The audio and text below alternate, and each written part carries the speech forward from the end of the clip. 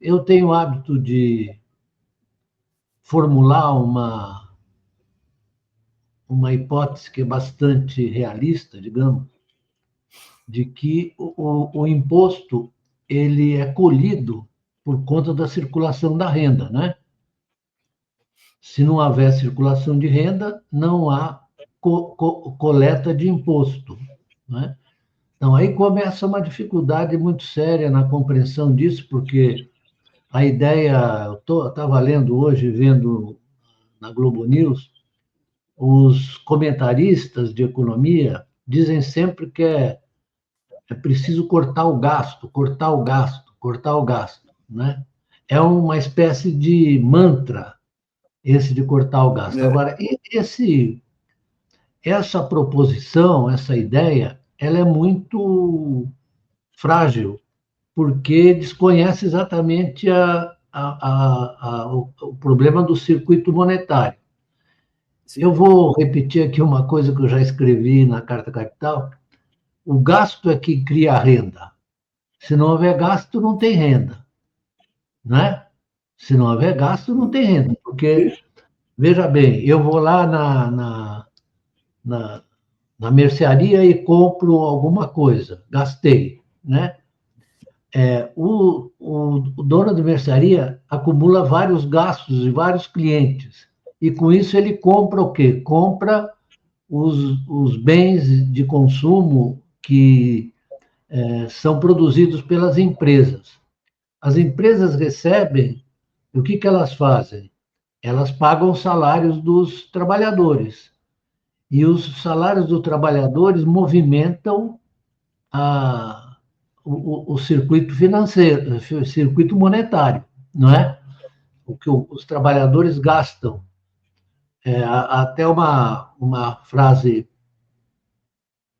interessante do Michel Kalecki, que é um grande economista de corte keynesiano, em que ele diz o seguinte: os capitalistas ganham o que gastam e os trabalhadores gastam o que ganham, certo?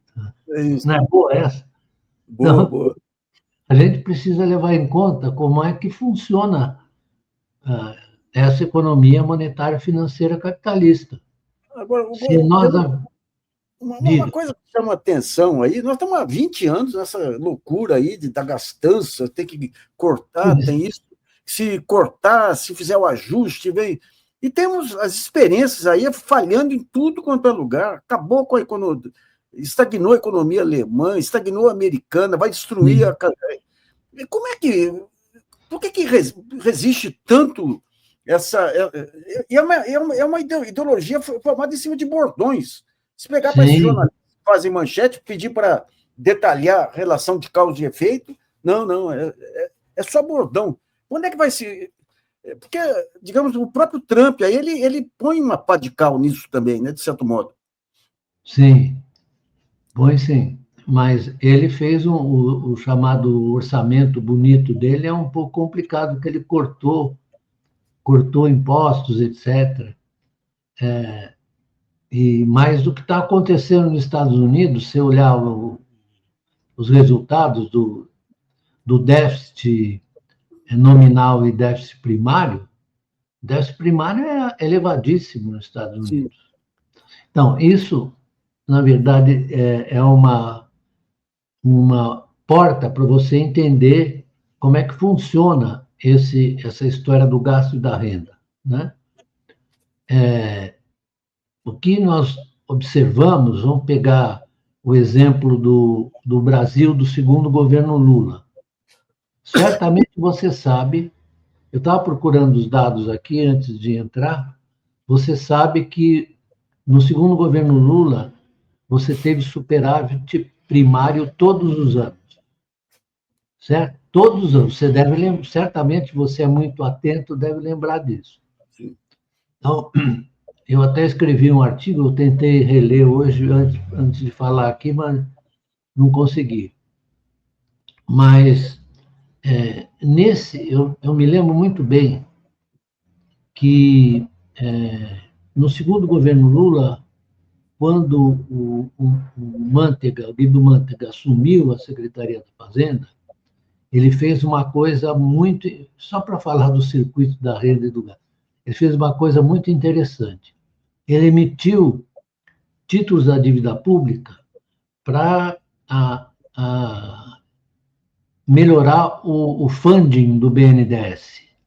Certo? Foram 400 bilhões. Você lembra disso? Lembro. 400 bilhões, muito bem. O que se observa, né, nesse período Lula?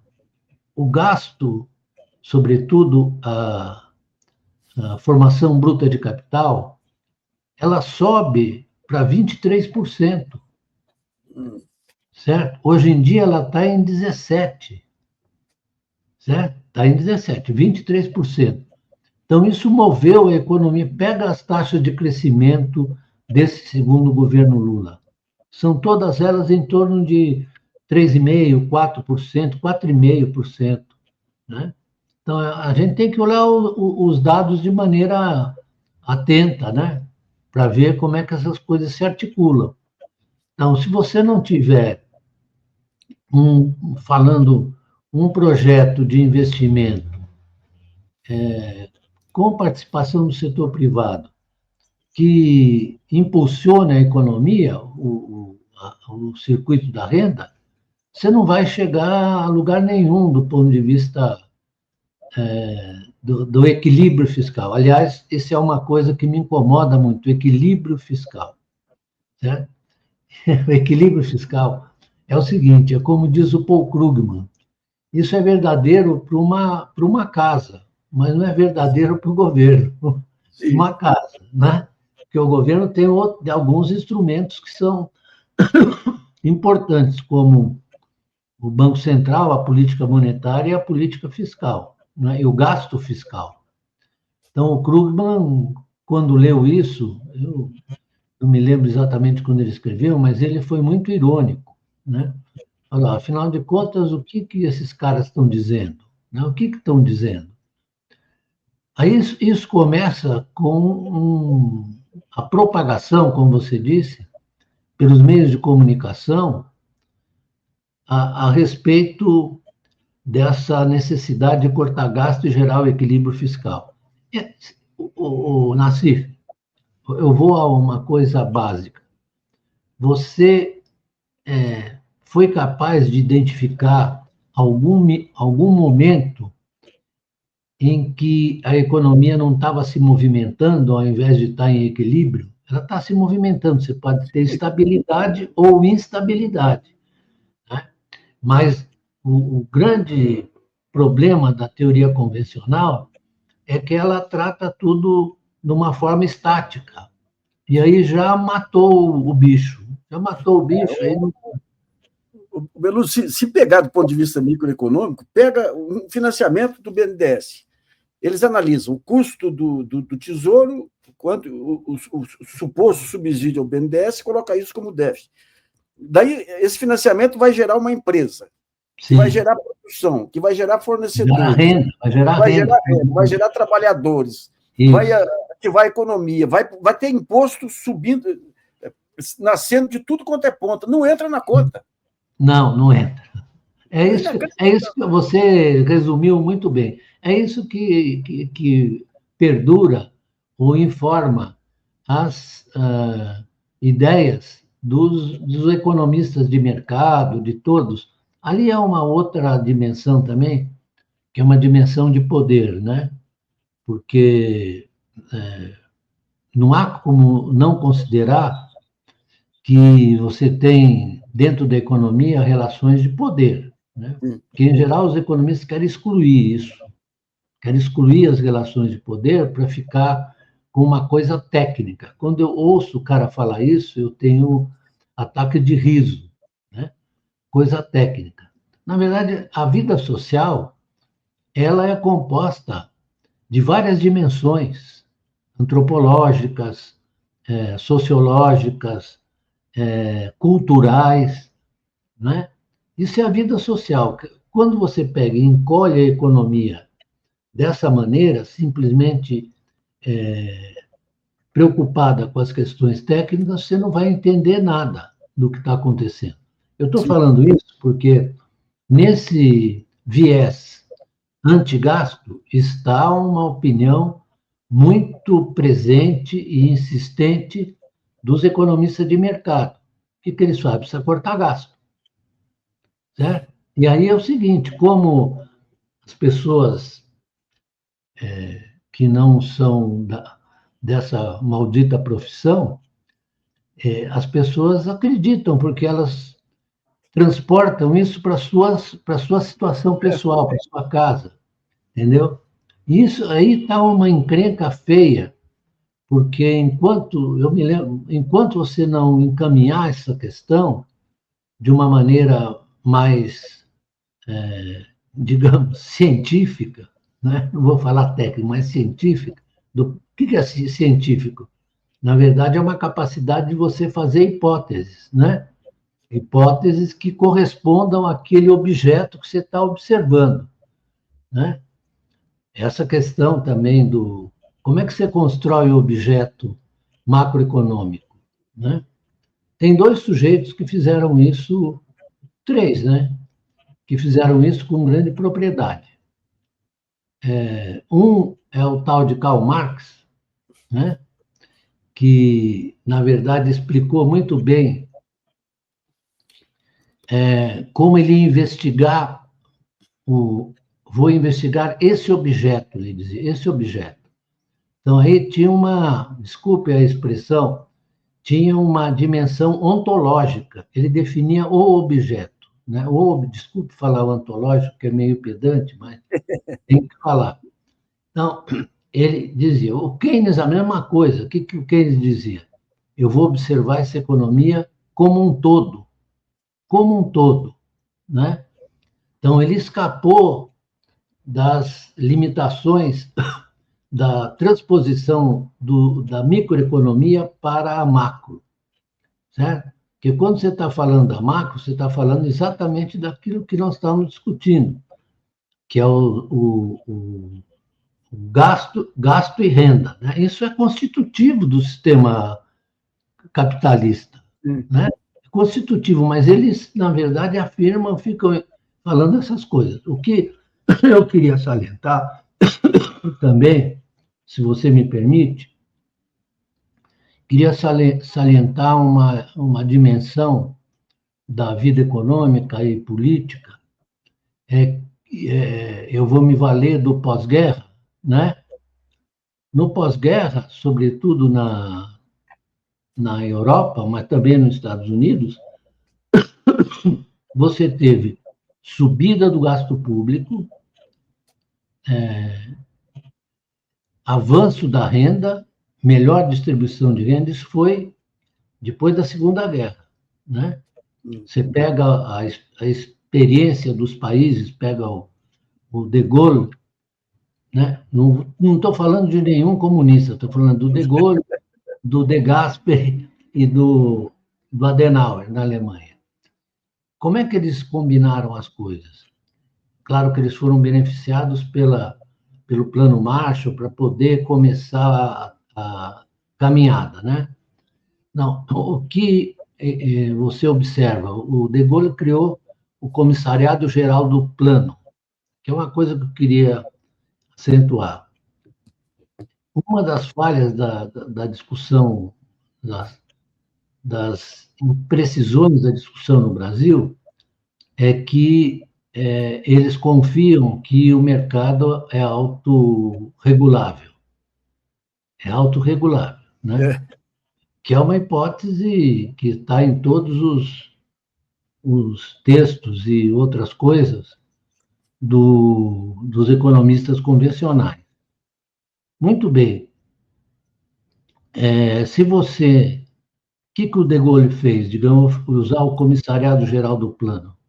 Ele montou um programa, e sabe que é um programa de investimento público? E aí teve o seguinte, é muito interessante ver, porque à medida que a economia foi se recuperando, né, claro que você emitiu dívida pública e tal, mas a relação dívida-PIB caiu.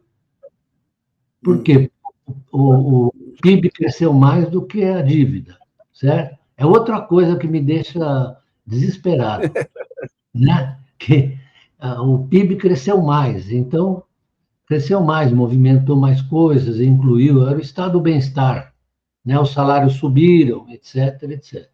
Isso acabou no final dos anos 70, começo dos 80, e aí nós tivemos figuras emblemáticas da burrice econômica, como, por exemplo, Ronald Reagan, né?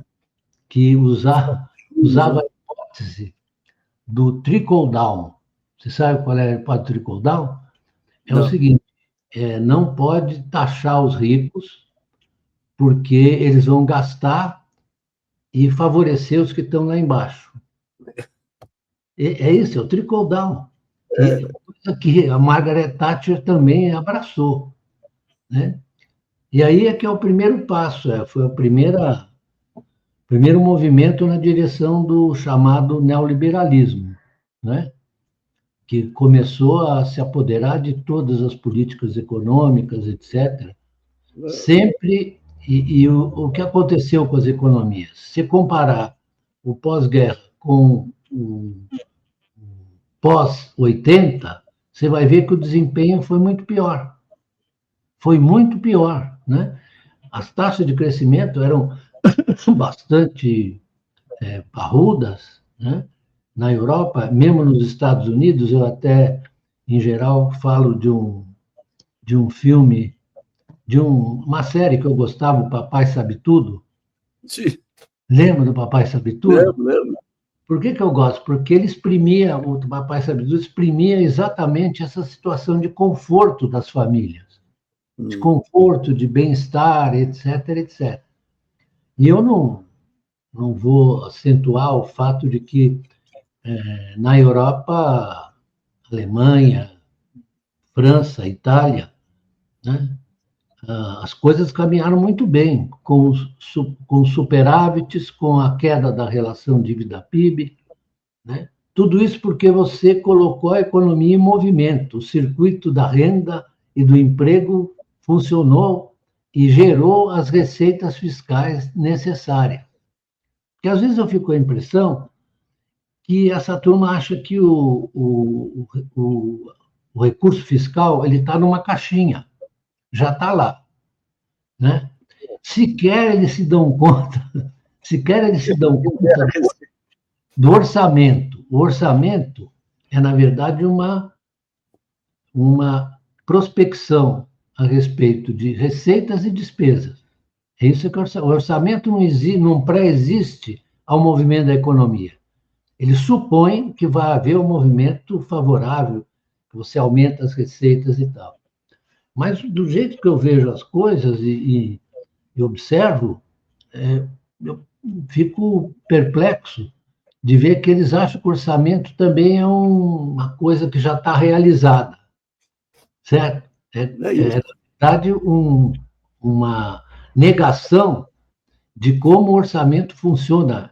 Precisa estudar a história de como os orçamentos foram sendo constituídos, né? Então, aí vem a ideia do equilíbrio orçamentário, né? Só que você não observa que você tem equilíbrio orçamentário, ou você tem um avanço das receitas, etc., e aí a coisa vai bem, porque se arrecadou bastante, pode gastar, assim como a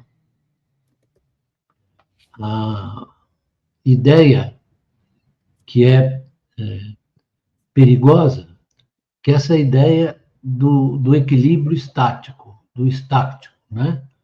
Quando essa economia se vale do movimento o tempo inteiro ela se movimenta. Você já viu você que é muito atento, você observou algum momento de equilíbrio nas economias? Não tem, você tem instabilidade e estabilidade.